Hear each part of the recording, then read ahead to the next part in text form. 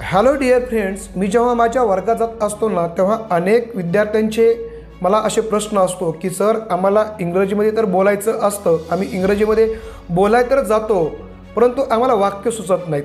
म्हणजे आम्हाला शब्दही पाठ असतात, सेंटेन्सचे पॅटर्नही माहीत असतात, परंतु जेव्हा समोर काही व्यक्ती बघतो किंवा एखादी सिच्युएशन बघतो तेव्हा आमचं जे ब्रेन आहे, आमचं माइंड आहे तो ब्लँक होऊन जातो आणि काही सुचत नाही. तर त्यावेळेस मग आम्ही काय केलं पाहिजे? तर मित्र, त्यावेळेस माझी सगळ्यांना एक सूचना असते, मी सगळ्यांना एक सांगत असतो की या 3 टिप वापरा. या 3 टिप तुम्ही डोळ्यामध्ये आपल्या डोक्यामध्ये तयार करा, आपल्या ब्रेनमध्ये या 3 टिप फिट करून ठेवा की याचा वापर करून मला बोलायचं आहे. आणि जेव्हा तुम्ही स्टार्ट करता तेव्हा त्या 3 टिप एकानंतर एक आठवायला लागा की I have to make sentences using this tip. Second, I have to make sentences using this tip. Third, I have to make sentences using this tip. असं जर तुम्ही यूज केले 3 टिपचा तर तुम्ही कोणत्याही सब्जेक्टवर 15 ते 20 सहज वाक्य बोलू शकता इंग्लिशमध्ये. तर मग अशी कोणती टिप आहे तर ती आपल्याला बघायची. तर माझ्या एका विद्यार्थ्याने याच टिपचा वापर करून स्कूल या सब्जेक्टवर बघा एवढी वाक्य तयार केलेली आहे. तर अशा पद्धतीचे वाक्य तुम्हाला पण तयार करता येतील, पण त्यासाठी तुम्हाला हा व्हिडिओ पूर्ण बघावा लागेल. जर व्हिडिओ आवडला तर तुम्ही सबस्क्राईब करा, लाईक करा आणि पुढचं बेल आयकॉनचं बटन मात्र दाबा, कारण नंतरचे व्हिडिओ तुम्हाला परत बघायला मिळतील. तर बघा त्या विद्यार्थ्याने हा जो ही जो स्कूलबद्दलचे एवढे वाक्य कसे केले तर त्यासाठी मी त्याला या 3 टिप लक्षपूर्वक सांगितल्या होत्या. तुम्हाला पण अशा प्रकारचे वाक्य इंग्लिशमध्ये बोलायचे असतील तर तुम्हाला हा व्हिडिओ पूर्ण बघावा लागतील. या 3 टिपमधले पूर्ण पॉईंट टू पॉईंट तुम्हाला समजून घ्यावा लागेल तरच तुम्हाला ते बघता येईल. तर बघूया अशा कोणत्या टिप आहेत की ज्याचा वापर करून जेव्हा आपल्याला वाक्य आठवत नाहीत ते वाक्य आपल्याला आठवायला लागतील.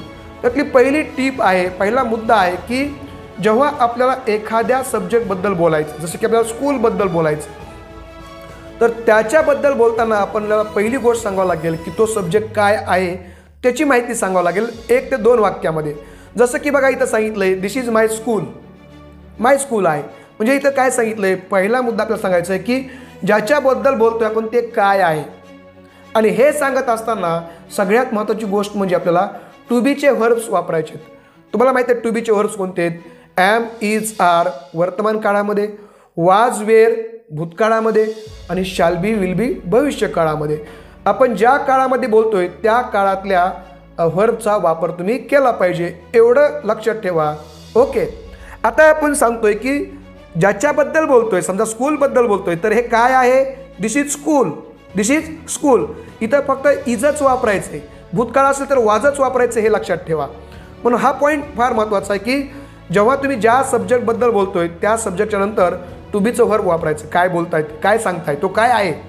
पुन्हा आपण काय सांगितलं आहे दुसऱ्या वाक्यामध्ये? माय स्कूल जी आहे त्या माझ्या शाळेचं नाव काय आहे? संस्कार विद्यालय आहे. इज, इथं पण आपण इज वापरलं. शाळेचं नाव काय आहे? संस्कार विद्यालय आहे. म्हणजे इज वापरायचं, हा पहिला पॉईंट. दुसरा पॉईंट आता आपण काय सांगितलं, पहिल्या टिपमधला पहिला पॉईंट होता की काय आहे. दुसरा पॉईंट घ्यायचा कशी आहे, शाळा कशी आहे. आपल्या डोक्यामध्येच ठेवायचं की टू बीमध्ये काय आहे सांगायचं आहे, दुसरा पॉईंट कसा आहे सांगायचं आहे, तिसरा पॉईंट लगेच सांगून टाकतो मी तुम्हाला. तिसरा पॉईंट काय सांगायचं आहे? कोठे आहे सांगायचं आहे. आणि चौथा पॉईंट काय सांगायचं आहे? कधी आहे. आपल्या मेन पॉईंटमधले हे सगळे छोटे छोटे पॉईंट आपण सांगायचं. काय आहे, कशी आहे, कोठे आहे आणि कधी आहे. बघा हे काय आहे? This is my school. नाव काय आहे? माय स्कूल नेम इज संस्कार विद्यालय. कशी आहे? My school is very nice. Very nice. Okay. कोठे आहे? My school is in Pune. बघा आपल्याला कसं सांगता यायला लागलं, काय आहे, कशी आहे, कोठे आहे. हे मनाला प्रश्न विचारायचे, मनात विचारायचे आणि याचे उत्तर मोठ्याने द्यायची. लक्षात आली ट्रिक? स्वतःला प्रश्न मनात विचारायचे आणि समोरच्याला मोठ्याने उत्तर द्यायचे. बघा तुम्ही चांगल्या पद्धतीने इंग्लिशमध्ये वाक्य म्हणू शकता. कोठे आहे? My school is in Pune. कधी आहे? My school is in morning. Time पण सांगता आला. तर बघा या ट्रिकचा, या टिपचा वापर करून आपण असे 5 ते 6 वाक्य बनवलेत. हा झाला पहिला मुद्दा. आता आपण बघूया दुसरा पॉईंट. आपण सांगितले टू बीचे वाक्य केले, आपण टू बीचे 5 वाक्य केले. तुम्ही 15 करू शकता टू बीचे वाक्य, तुम्ही 20ही करू शकता, पण प्रॅक्टिस करणं गरजेचं आहे. आता आपण बघूया माझ्या शाळेकडे काय काय आहे. आपण ज्या शाळेबद्दल बोलतोय त्या शाळेकडे काय काय आहे. मग तुम्हाला माहीत आहे की शाळेकडे काय बिल्डिंग आहे, रूम्स आहेत, टीचर्स आहेत, स्टुडंट्स आहेत, ग्राउंड आहे, सगळ्या गोष्टी. हे कसं सांगायचं आहे? मग हॅव हॅजचा वापर करून सांगायचं आहे. कशाचा वापर करून सांगायचं आहे? Have has. वर्तमान काळ असेल तर हॅव हॅज, भूतकाळ असेल तर हॅड, भविष्यकाळ असेल तर शॅल हॅव, विल हॅव. आता बघा, माझ्या शाळेकडे 20 शिक्षक आहेत. मग काय सांगितलंय? हॅज. इथं इज नाही वापरू शकत तुम्ही. जर माय स्कूल इज 20 टीचर्स म्हणलं तर असं होईल की माझी शाळा आहे 20 शिक्षक आहे. माझी शाळा 20 शिक्षक नाही आहे, माझ्या शाळेकडे 20 शिक्षक आहेत, म्हणून हॅज वापरायचं. ओके. म्हणजे दुसरी टीप काय लक्षात ठेवा, तर टू हॅवचे वाक्य सांगा आणि ते वाक्य सांगत असताना काय सांगायचं आहे की ज्याच्याबद्दल बोलतोय त्याच्याकडे काय आहे ते सांगा, त्याच्याकडे काय आहे सांगा. जसं की मी माझ्याबद्दल बोलत असेल तर माझ्याकडे हा पेन आहे, लक्षात आलं, किंवा माझ्याकडे हा माऊस आहे, किंवा माझ्याकडे हा चार्जर आहे. तर I have a charger, I have a mouse, I have a pen, हॅवचा वापर करून. हॅव हॅज वर्तमान काळात, भूतकाळ असेल तर हॅड, भविष्यकाळ असेल तर शॅल हॅव, विल हॅव. दुसरं सेंटेन्स बघा, इथं आपण काय बघितलंय? शाळेकडे काय आहे.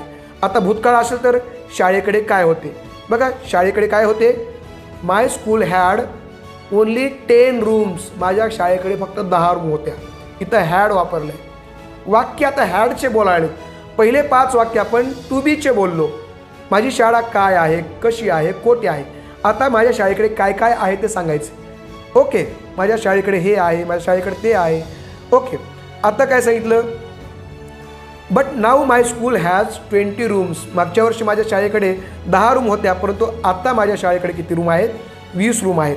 आणि भविष्यकाळामध्ये, फ्युचरमध्ये, next year my school will have 40 rooms. पुढच्या वर्षी माझ्या शाळेकडे किती रूम असतील? 40 रूम असतील. असं काय आहे, कसं आहे, कोठे आहे, या 3 मुद्द्याचा वापर करून हॅवची वाक्य वापरून आपण आता जवळपास इथं 4 वाक्य केलेत. म्हणजे पहिले 5 आणि 4 9 वाक्य आपण स्कूलबद्दल बोलतोय, फक्त टू बी आणि टू हॅवचा वापर करून. लक्षात आलं? आता सगळे वाक्य आठवले तर कसं होईल? This is my school, my school name is Sanskar Vidyalaya. Okay, my school is very nice. Okay, my school is in Pune. मी काय आठवायला लागलो? लक्षात ठेवा. काय आहे, कशी आहे, काय आहे, कशी आहे, कोठे आहे. My school is in Pune. कधी आहे? My school is in morning. माझ्या शाळेकडे काय आहे? समोर दिसतंय. माझ्या शाळेकडे काय आहे? My school has 20 teachers. माझ्या शाळेकडे काय होतं? माय स्कूल हॅड 10 रूम्स. माझ्या शाळेकडे आता काय आहे? My school has 20 rooms. आणि नेक्स्ट इयर माझ्या शाळेकडे काय असेल? माय स्कूल विल हॅव 40 रूम्स. म्हणजे मी काही केलं नाही, मी फक्त टू बीचे एम इज आर आणि टू हॅवचे हॅव हॅज हॅड वापरून 9 सेंटेन्सेस तयार केले. म्हणजे टू बी म्हणजे कर्ता काय आहे आणि टू हॅव म्हणजे कर्त्याकडे काय आहे. हे लक्षात ठेवा, हे समजून घ्या. हे समजलं की तुमची इंग्लिश फार सोपी झाली. आता आपण पाहूया मित्रो, तिसरी टीप काय आहे. तर तिसरी टीप सांगायची की ज्या सब्जेक्टबद्दल बोलतोय, ज्याच्याबद्दल बोलायला लागलोय, suppose we are speaking about school आत्ता, तर आपण शाळेबद्दल बोलतो तर आपल्या शाळेच्या ॲक्शन सांगायचे. आपल्याला आता ॲक्शन वर्ड्स वापरायचे. शाळा काय करते?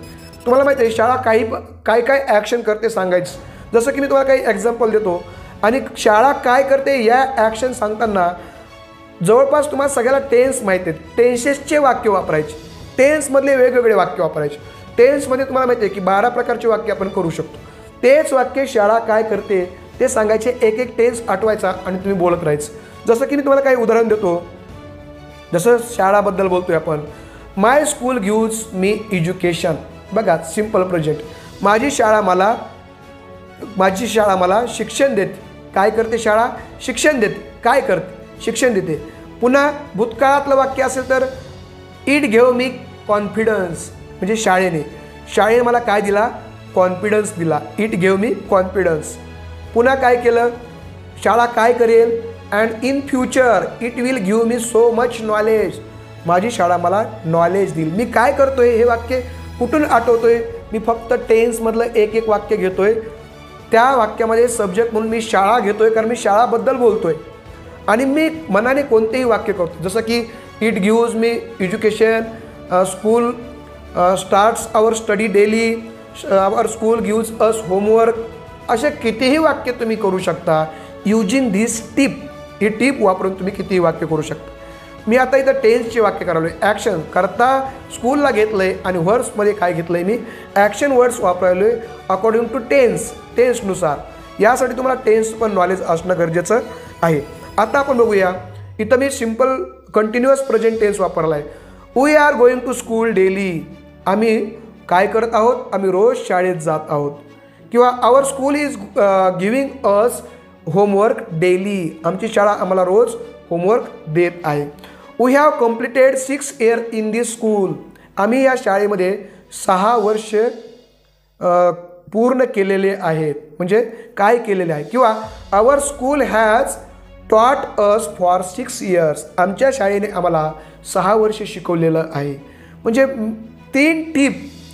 पहिली टीप की शाळा काय आहे त्याच्याबद्दल 4-5 वाक्य सांगा.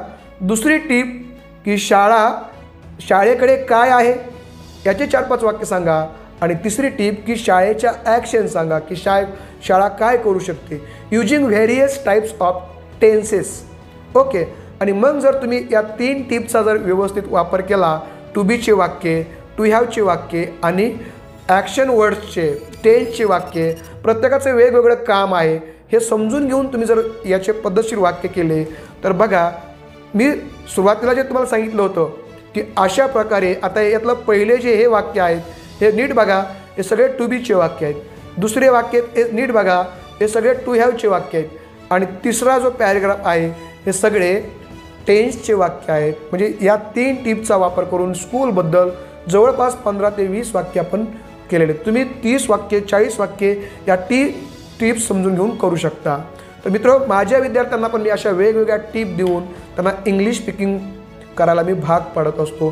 जर तुम्हाला पण माझा इंग्लिश स्पीकिंगचा कोर्स जॉईन करत असेल तर मी आपल्या या ठिकाणी डिस्क्रिप्शन बॉक्समध्ये या यूट्यूबच्या व्हिडिओच्या आणि कॉमेंट बॉक्समध्ये आपल्या व्हॉट्सअपची लिंक पाठवलेली आहे. ती लिंक जॉईन करून अधिक माहिती घेऊन देखील तुम्ही आपला या ठिकाणी इंग्लिश स्पीकिंग कोर्स जॉईन करू शकता. धन्यवाद.